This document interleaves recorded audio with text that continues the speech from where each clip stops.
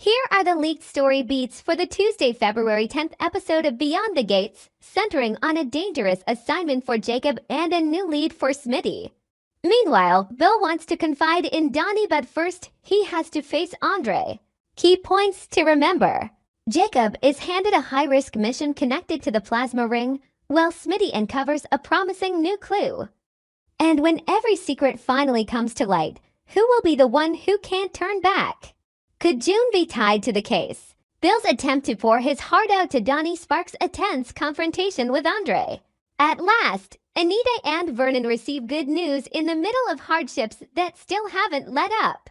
Jacob gets the assignment in the very week the city feels like someone has cranked the dial to its most suffocating setting. And what infuriates him isn't only the danger in front of him, it's the familiar sensation of being shoved onto a chessboard he never chose to enter.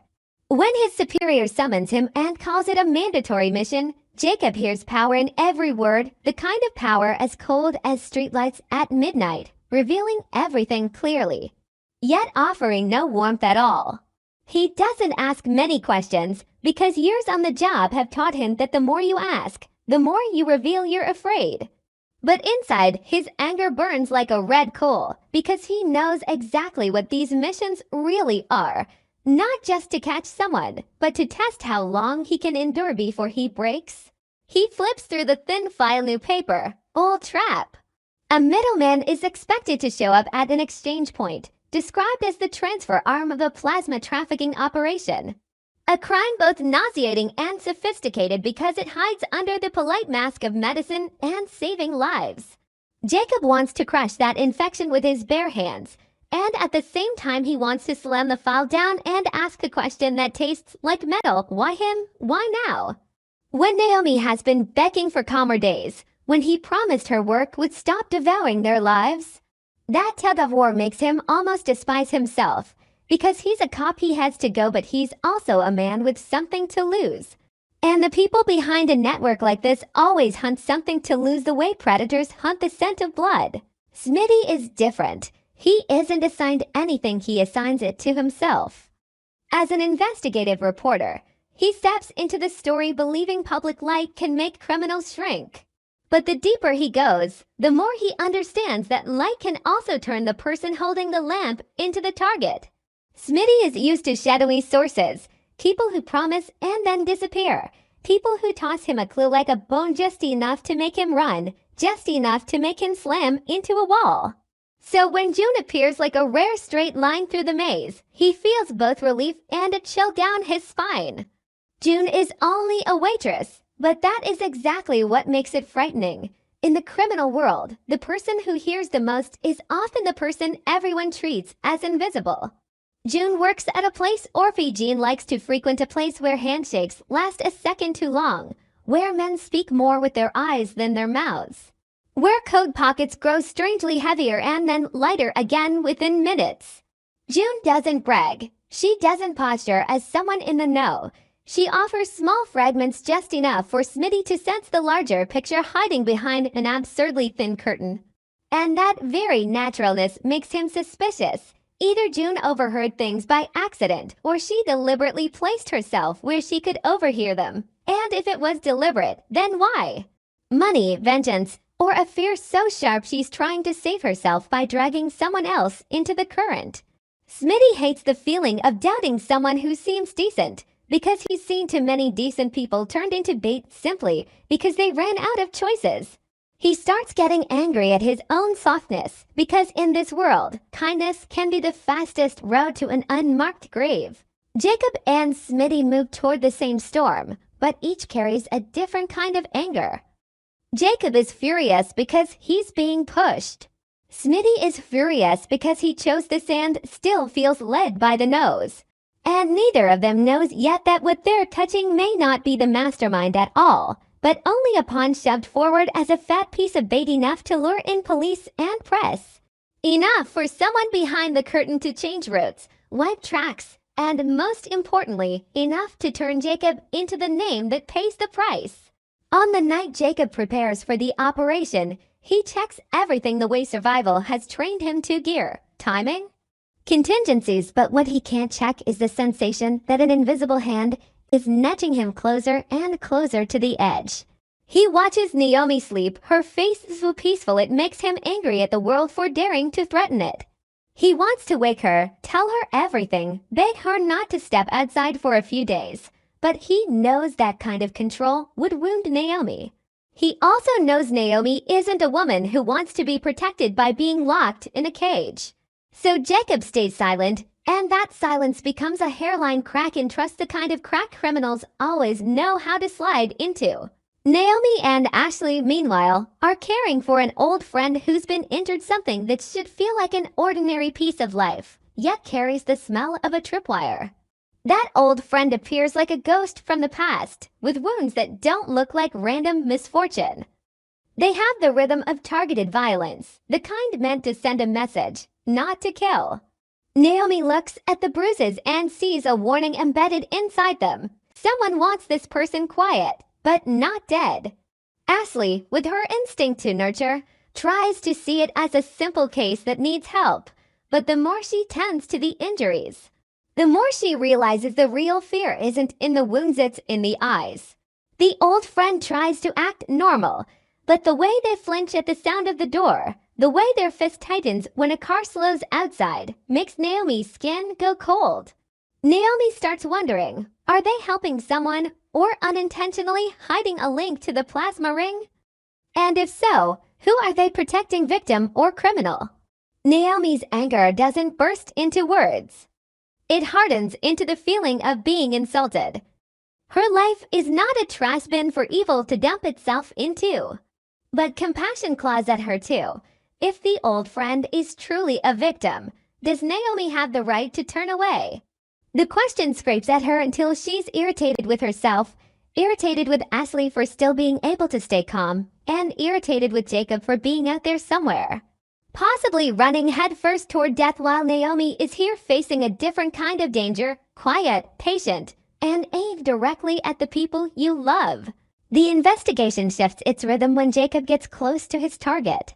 Instead of a flashy kingpin, the person he confronts is a face that seems just important enough to make him believe he's about to reach the organization's core, yet just replaceable enough that if this person falls, the machine keeps running. Jacob reads that truth in tiny details, the way the other person avoids names, the way instructions come in coded gestures instead of concrete plans, the way their eyes keep flicking backward as if someone higher up is watching from a ledge. Jacob understands this might be a pawn pushed out as bait, and his anger changes color from fear of danger to fury at being underestimated. He's a cop. He's seen traps. But this trap feels more humiliating because it pretends to offer him a real chance. And humiliation is the kind of emotion that can make a man lose control. Jacob fears that more than anything, because if he loses control, he will make a mistake. And in a war like this, a mistake doesn't just cost Jacob his life, it could drag Naomi down with him. At the same time, the more Smitty digs, the more June feels like a link he can't ignore. June knows things the other sources don't: schedules, meeting spots, even Orphe Jean's small habits. She knows who sits at which table, who always chooses the shadow corner, who steps outside to take calls at the exact moment a transaction shifts direction. Smitty wants to believe her because she brings clarity, but he also wants distance because clarity that's too perfect can be a trap.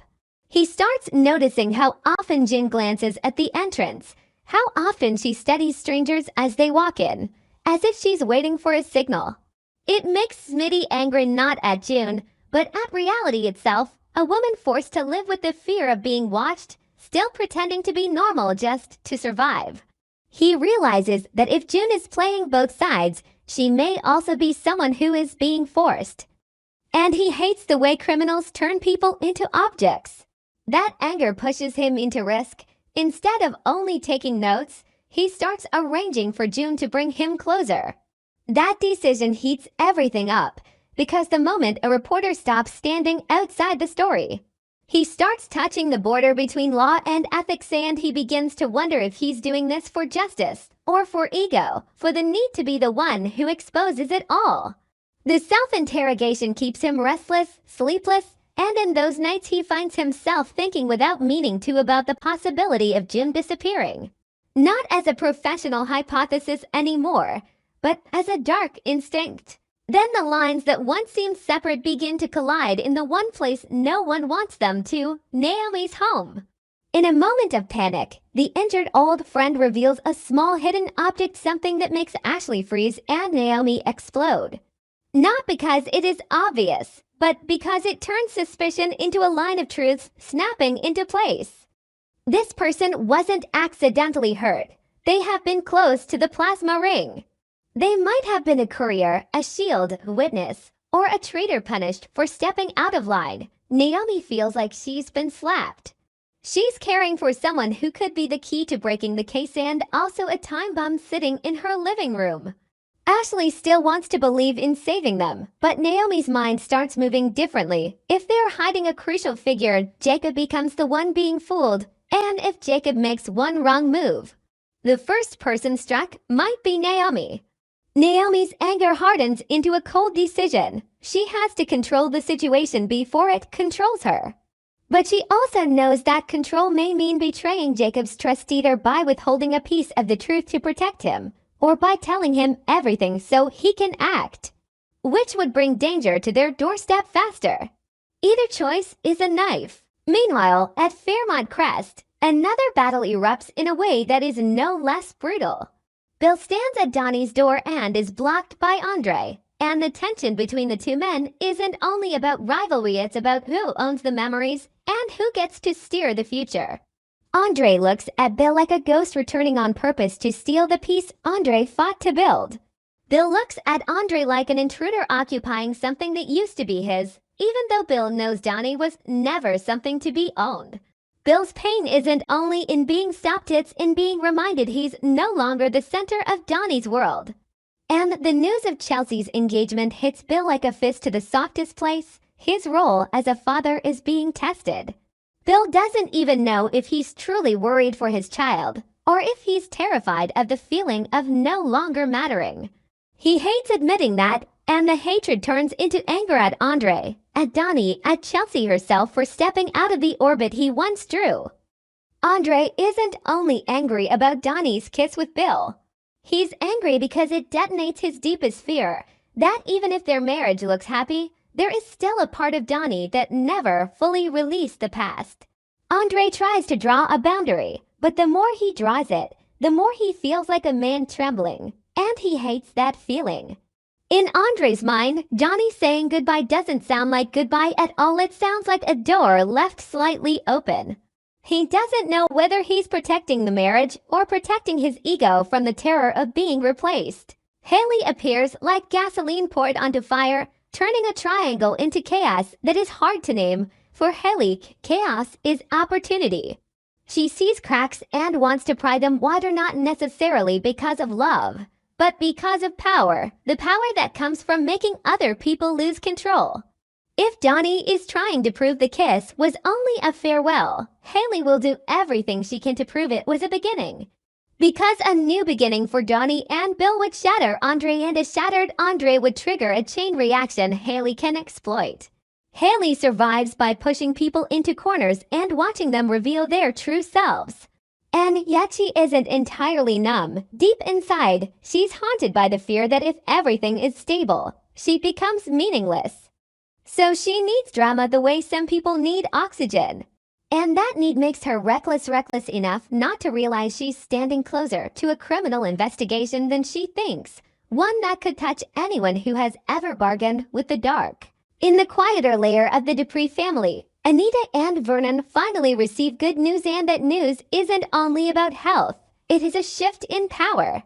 Anita has endured too much, her body betraying her, hair falling out like a daily reminder that time spares no one, so when a hopeful signal arrives, it feels like light that makes you both grateful and afraid. Grateful because there is still time, afraid because light often casts bigger shadows. Vernon looks at Anita and understands that if she recovers, she won't accept pity anymore. She will return to the chessboard with twice the sharpness, because the days of weakness taught her who was sincere and who was simply waiting for her to fall. Good news can unite a family. But it can also panic the people quietly calculating, because when Anita grows strong again, secrets once buried under the excuse of let her rest may get dug up.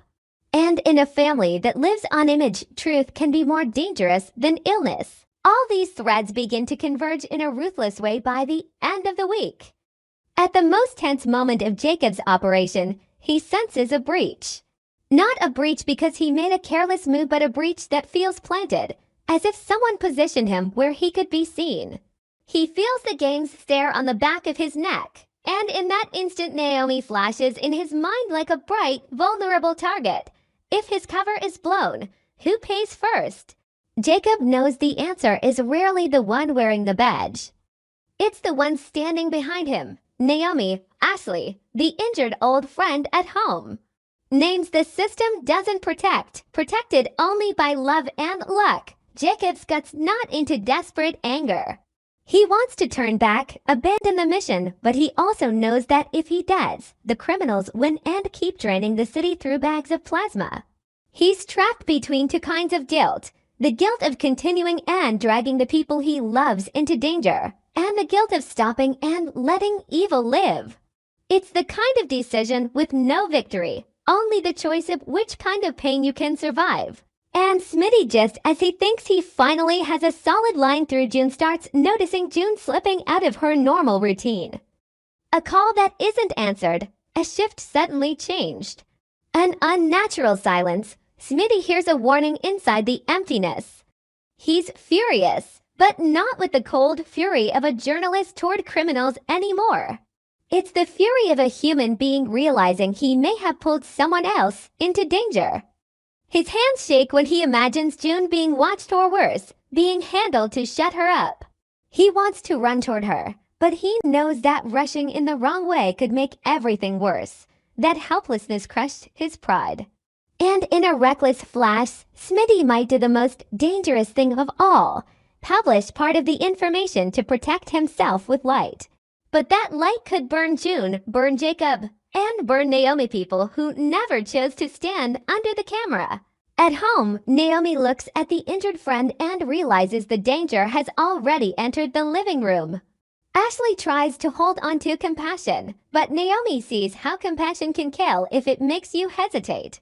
Naomi feels a strange anger aimed at Jacob, even though he isn't their anger that he made them targets simply because he believed he could control the investigation. She is also angry at herself for loving him enough to accept the risk. She stands between two choices, call Jacob and tell him everything, which could throw him into an emotional storm that makes him lose control during the operation, or hold it back, which means carrying the risk alone in her own home while she waits for him to come back. And right as Naomi hesitates, a small sign appears, something like a reminder that the gang isn't only out there. It may already be very close. Naomi understands then. They are being shoved into a corner not by one huge catastrophe, but by a chain of small decisions, small silences, small acts of trust. And if they don't break that chain right now, they will become the kind of story people tell later with regret. While Bill and Andre keep tearing at each other with pride and fear, Chelsea's engagement slams a door shut on Bill's sense of control, and Bill might do the worst thing a frightened father can do. Try to grab it back by force. Andre might shove Bill away with emotional violence, leaving Donnie trapped between two men and a secret that hasn't even cooled yet. Haley may choose that exact moment to spark a scandal, believing scandal will hide whatever she doesn't want anyone to see.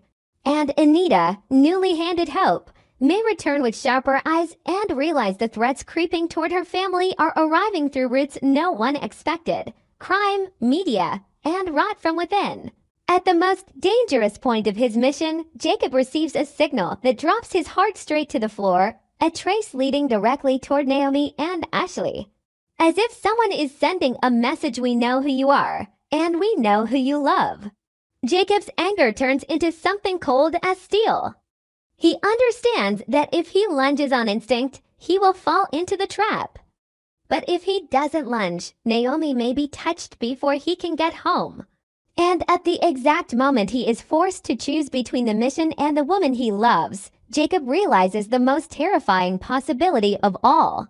Maybe this mission was never about taking down the ring. Maybe it was designed to force him to choose because no matter what he chooses, he will lose something he can never get back.